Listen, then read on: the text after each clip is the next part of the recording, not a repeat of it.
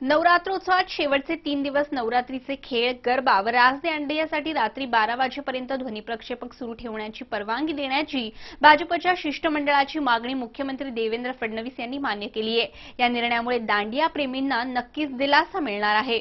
नवरात्रोत्सवात शेवटचे 3 दिवस नवरात्रीचे खेळ, गरबा व रास दांडियासाठी रात्री 12 वाजेपर्यंत ध्वनी प्रक्षेपक सुरू ठेवण्याची परवानगी देण्याची मागणी भाजपच्या शिष्टमंडळाने केली होती। त्यानुसार मुख्यमंत्री देवेंद्र फडणवीस यांनी ही मागणी मान्य केली आहे। या निर्णयामुळे दांडिया प्रेमींना नक्कीच दिलासा मिळणार आहे।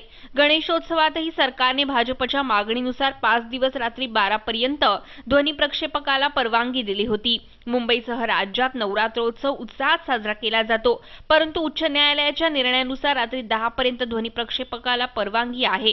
मात्र राज्य सरकार उत्सवात 15 दिवस हा निर्णय शिथिल करू शकते। त्यामुळे गणेशोत्सवाप्रमाणे नवरात्रोत्सवात शेवटचे 3 दिवस ध्वनी प्रक्षेपकाला रात्री 12 पर्यंत परवानगी देण्याची मागणी भाजपने केली होती। ती मान्य करून सरकारने परवानगी देण्याचा निर्णय घेतला। Bureau report, MVTV। पंतप्रधान ग्राम सडक योजनेच्या धर्तीवर आता राज्यातही मुख्यमंत्री ग्राम सडक ही महत्त्वाकांक्षी योजना राबवण्यात येणार आहे। राज्य मंत्रिमंडळाच्या बैठकीत हा निर्णय घेण्यात आला। पंतप्रधान ग्राम सडक योजनेच्या धर्तीवर आता राज्यातही मुख्यमंत्री ग्राम सडक ही महत्त्वाकांक्षी योजना राबवण्यात येणार आहे। राज्य मंत्रिमंडळाच्या बैठकीत हा निर्णय घेण्यात आलाय। मुख्यमंत्री ग्राम सडक योजनेअंतर्गत राज्यात 730 किलोमीटर लांबीचे नवीन रस्ते तयार करण्यात येणार आहेत, तर सुमारे 30,000 किलोमीटर रस्त्यांचा दर्जा सुधारण्यात येणार आहे। या योजनेसाठी राज्य सरकार तब्बल 13,828 कोटी रुपये देणार आहे। Bureau report, MVTV। राष्ट्रीय सागरमाला प्रकल्पाच्या शिखर समितीची पहिली बैठक सोमवारी केंद्रीय रस्ते विकास मंत्री नितीन गडकरी यांच्या अध्यक्षतेखाली झाली।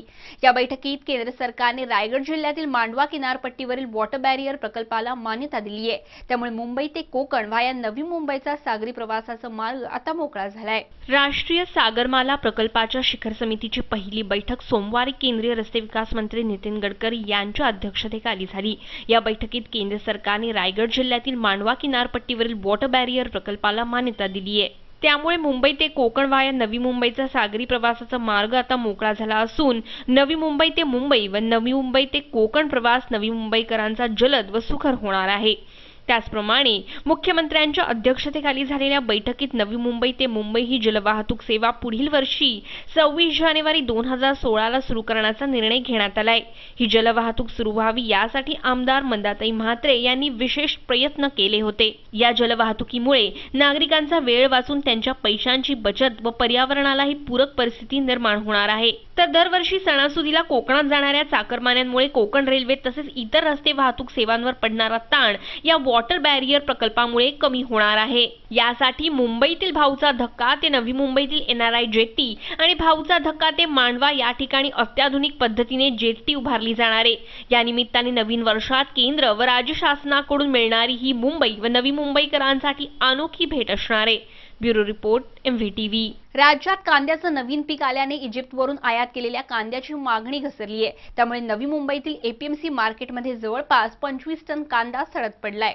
राज्यात कांद्याचं नवीन पीक आल्यानं इजिप्तवरून आयात केलेल्या कांद्याची मागणी घटली आहे। त्यामुळे नवी मुंबईतील APMC मार्केटमध्ये जवळपास 25 टन कांदा सडत पडलाय।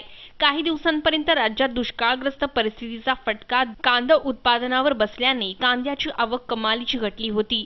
त्यामुळे नवी मुंबई APMC मार्केटमध्ये कांद्याची आवक घटल्याने नेहमी 15 ते 25 रुपये किलो विकला जाणारा कांदा 100च्या घरात पोहोचला होता। कांद्याचे वाढते दर पाहून APMC मार्केटमधील काही व्यापाऱ्यांनी इजिप्तमधून कांद्याची आवक करण्यास सुरुवात केली होती।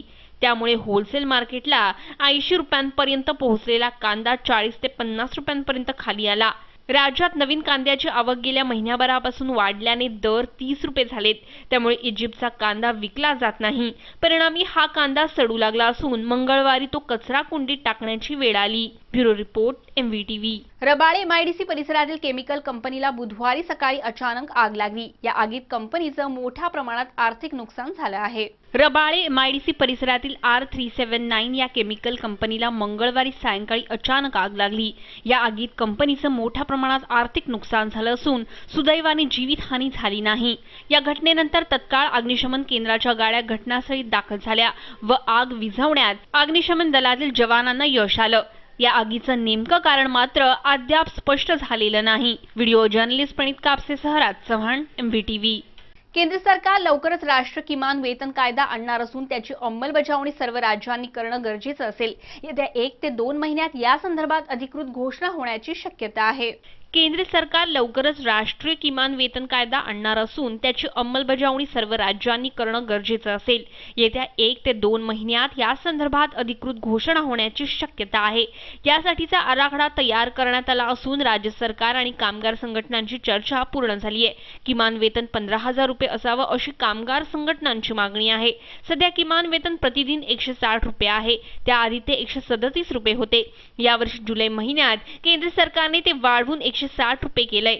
Bureau report MVTV. MVTV वृत्तवाहिनीवरील बातम्या आता तुम्ही media.mvtv या YouTube-वरील लिंकवरही पाहू शकता किंवा तुम्ही आम्हाला 27571494 या दूरध्वनी क्रमांकावर संपर्कही करू शकता.